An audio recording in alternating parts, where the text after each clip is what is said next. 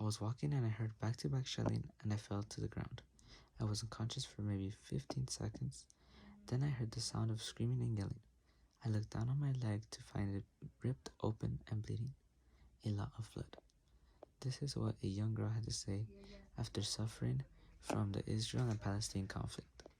The conflict in Israel and Palestine must stop. This topic is very important since around 19,000 people have died since this conflict has started, and mostly innocent people.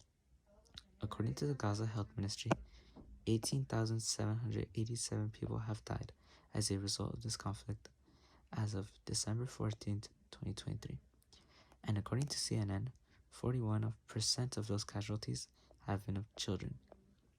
So today, I will talk about what is going on between Israel and Hamas, what started this conflict, and how I think it can be stopped. Before this recent conflict started, Israel and Palestine have always had a conflict. According to the BBC, in 1947, the UN voted for Palestine to be split into two different countries, one for Jews and one for Arabs, but the Arabs rejected. Until 1948, where Britain created Israel, which was intended to be a national homeland for Jews. Now, that leads us to today, where according to the National Public Radio, on October 7th, 2023, Hamas attacked across the border of Israel. This attack killed 1,200 people, and Hamas then took hundreds of hostages in, and in response, Israel bombed them. After hearing all of this, you might think, why hasn't the war stopped? The answer to that is that the UN has vetoed a humanitarian ceasefire in Gaza, according to AP News. Now, the counter-argument to mine can be to keep the war going. To this, I say no. There have been multiple innocent people that have died throughout this conflict.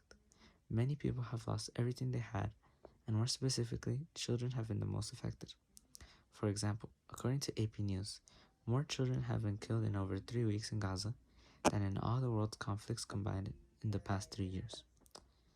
A way you can promote change between Israel and Palestine is to take part in the protests, according to ASFC.